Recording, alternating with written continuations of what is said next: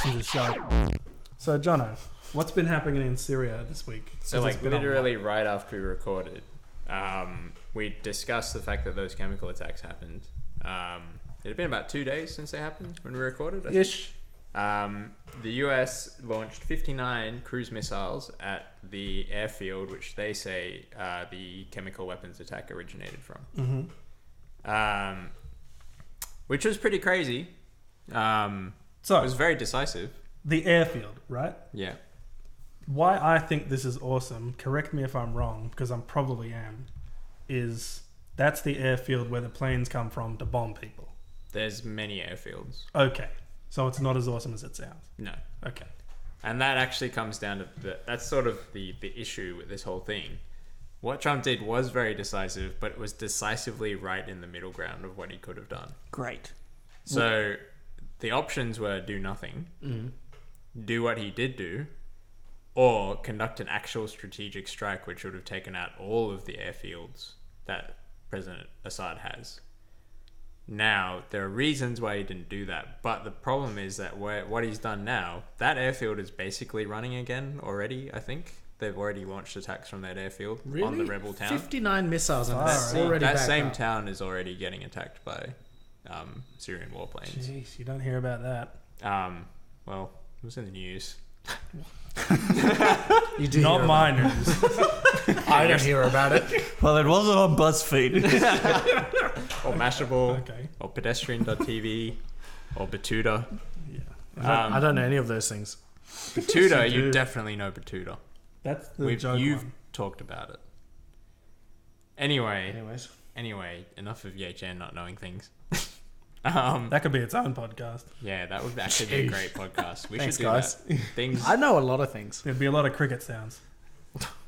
like from anyway. You said cricket, and that's a trigger word for me. This is so what's happened is Russia, obviously the ally of Syria, President Assad had come out saying it wasn't Syria who did it. They came out with all these theories saying it was either the Syrian warplanes hit a chemical weapons factory that the rebels were using, or that the rebels attacked themselves with sarin gas so that everyone would attack Assad. Possible. Is there any credibility to that? Nah. More and more people are coming out like with these theories. Like, But the thing is, it's impossible to know, right? Yeah. Like the credibility of one of those to the other is the same. We just don't know. someone knows. It doesn't. Those don't make sense though.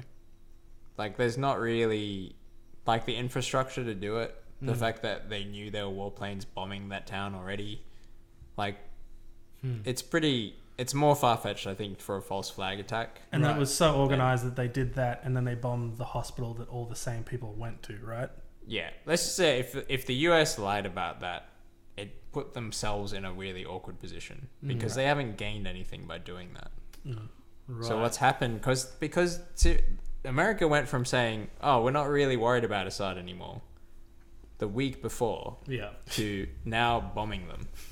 Like, that is not what they were going for in the first place, right? Do you think it might have been someone who wants Assad and America to hate each other even more? Yeah, but like, you wouldn't have America coming out saying we have evidence, right? They'd have to be complicit in the conspiracy. Yeah. The fact that they're coming out and saying we have radar saying there was warplanes over it. We have radar saying there was a Russian drone over the hospital that was treating the people, and then there was a following bombing on that hospital. Jeez. Kind of made it really seem like the Russians were trying to cover up the fact that chemical weapons were used. Right. So what's happened is, because of this attack, Russia's come out saying they're going to increase the air defense that they provide to Syria. Going to make it harder for the Americans to do that again. They also introduced the possibility, by improving those air defenses, that they could actually attack coalition warplanes that are currently bombing ISIS. The reason America wouldn't have gone for the massive strategic strike, because if you really wanted to stop Assad from using those weapons, they could attack every one of his airfields. They could have launched cruise missiles at all of them, taken them out. What would have happened, though, is a lot of the border that is currently like IS against other people, a lot of that border is the Syrian government. So down towards Palmyra and all the way up to where the Kurds are, is all Syrian government that's holding back ISIS. If you weaken Assad, he'll just withdraw his troops from those positions because he'll go and reinforce like places that are attacking the rebels. And that will allow ISIS to take more ground and also get more funding and all that sort of thing. Which nobody wants. No one wants that. So America has to tread a fine line of, we can't just take this guy out because he's the guy who's fighting ISIS along with the Kurds and other people. So that's why they wouldn't have gone for a strategic strike. But he's kind of stuck himself in the middle because now what happens if this happens again? What happens if Syria uses the chemical weapons again? Do they do it escalate. again? Yeah. You've left escalation or backing down as your only two options. And Trump's never going to back down. No, backing down is not really something they'll probably do. So, yeah, it's a really confusing situation. Now, they've had meetings between the Secretary of State in America and the Russians today, I think, actually. And they were basically saying there's a lot of differences. The Russians were super cold. Basically came out saying that, like, the Americans were basically, like, childish and, like, immature and not, like, basically, like, not fit to lead kind of diplomacy and stuff like that. They came out with that right when the Secretary of State landed in America. Jeez. Made that statement, basically. Shivers. So it was very hostile, obviously. Russia also voted down a UN resolution. They used their veto again. So it's like for the 8th time during this war, they've protected Syria from a UN resolution. The resolution was basically saying you should allow investigators to go in and actually provide them information about your flight paths and all that sort of stuff so that we can investigate properly who did it. That's pretty damning. Yeah, right? But I mean, okay, from their point of view, if you're going to go around the story that, like, we didn't do it, the fact that you've already bombed their airfield kind of makes it seem silly to investigate afterwards. But, I mean, most people are like, no, you definitely did it. Yeah. So, yeah, actually the weird thing is China abstained, and normally they veto those resolutions as well. So that's actually a step forward. But the fact that the Russian veto is always going to be there kind of means it doesn't. Mean? Abstain means you don't vote for or against. Right. If one of those big countries who has a veto power, like China or Russia, says no, that means it doesn't go through. Does everybody have a veto power?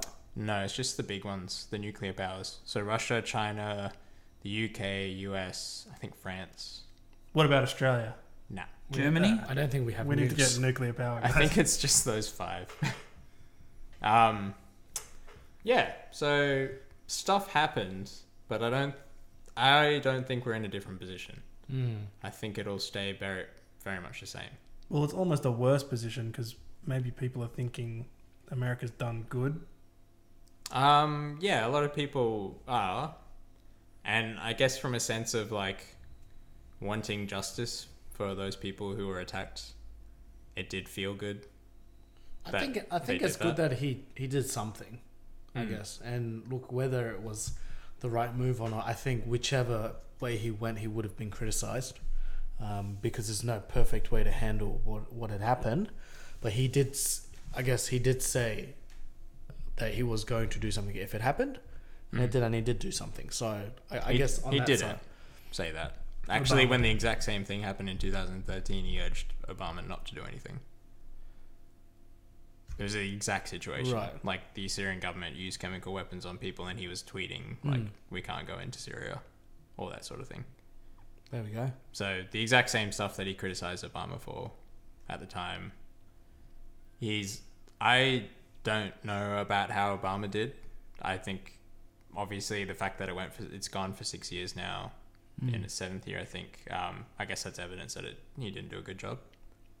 Because you have to look at the results. Yeah. It seems like